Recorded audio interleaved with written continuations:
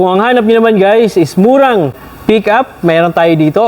Nissan Navara 2022 Calibre VL variant. Top of the line po yun. And for only 185,000, mauuwi mo na to. Halika, pakita ko muna sa inyo.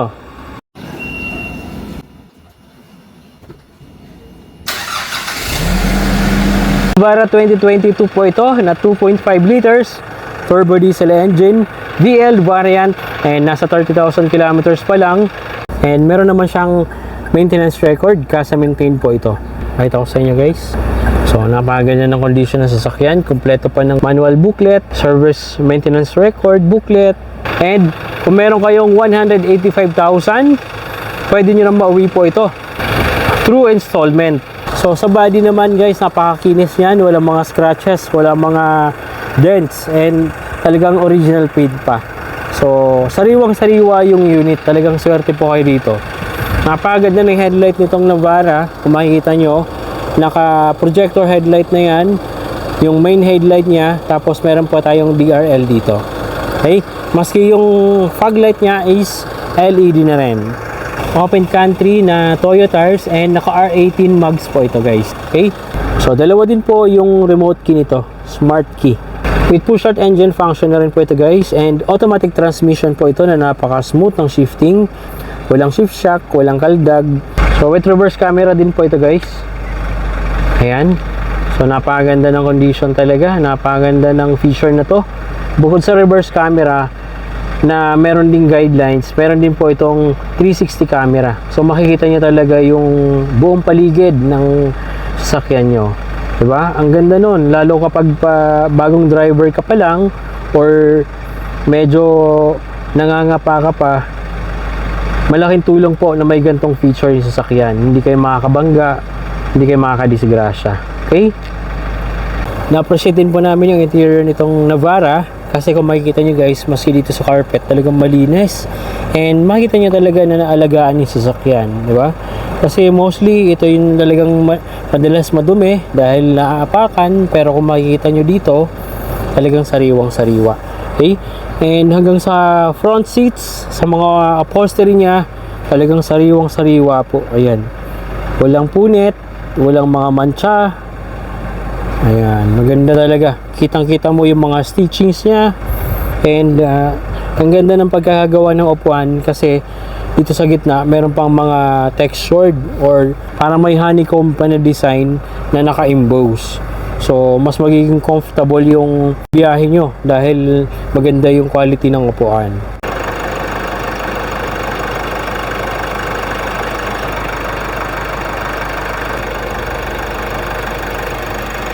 So, maski dito sa steering wheel guys, makikita nyo yung pagkasariwa. And meron din po tayo dito ang audio control buttons. Ayan, nasa left side niya. And dito naman sa right side is yung kanyang cruise control. Ayan. So, napaka-helpful niyan. Lalo kapag nasa expressway ka. Hindi ka mangangalay, kakaapak. Pwede mong iset yung desired na takbo mo para smooth lang and convenient yung drive nyo. Okay? Infotainment system na rin po ito guys, with Apple CarPlay and Android Auto. Ayan yung camera nya. Pwede nyo i-access yung camera kahit hindi kayo naka-reverse. For only 998,000 guys, mauuwi nyo na po ito. Of course, negotiable pa yan if cash payment. Okay? Pagdating sa papers, huwag kayong mag-alala dahil free po ang transfer of ownership. Sagot na natin yon. Wala na kayong dapat alalahanin sa pagpapatransfer ng papers. Okay? So kung interested po kayo dito, kindly message us on our FB page at tutulungan po namin kayo. Okay? Eto guys, para sa mga naghahanap ng maporma at gwapong SUV, meron tayo dito bagong dating na 2024 Mitsubishi Montero Sport Black Series. Ayan, in white pearl. Napakaganda guys ang condition ng unit. Sariwang sariwa. All original pa yung body nito. And kung mapapansin nyo guys, naka LED na yan yung headlight nya. Tapos may sensor sa harap, may front sensors, gulong makakapal. Ayan guys. Then yung body makinis, may mga minimal scratches pero madali na po yan. Tapos yung interior guys, kung mapapansin nyo, naka premium leather seats na. And pagbukas pa lang ng pinto, maamoy nyo na talaga Amoy bago pa yung interior nito. Sariwang sariwa, ibig sabihin lang nun.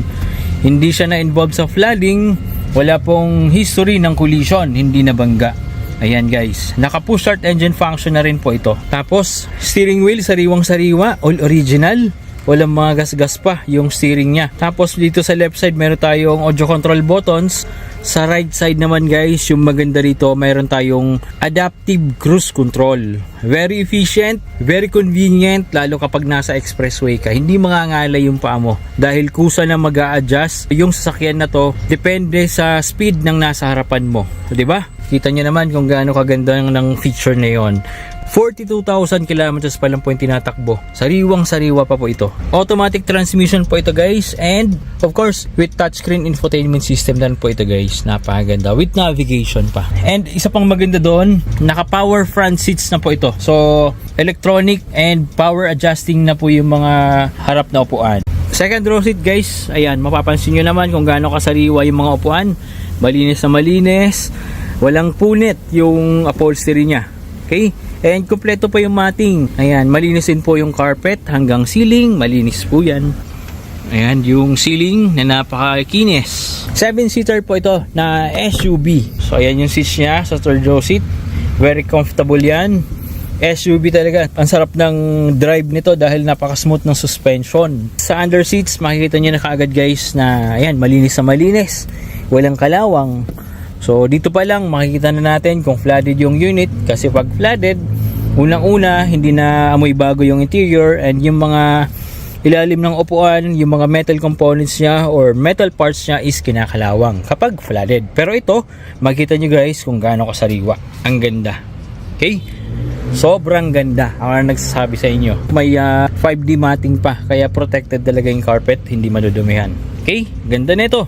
Dito sa likod guys, meron tayong dalawang USB ports. Very convenient. Pwede ka na magsaksak ng gadgets mo, ng appliances, or ibang mga accessories na pwede mong magamit, USB.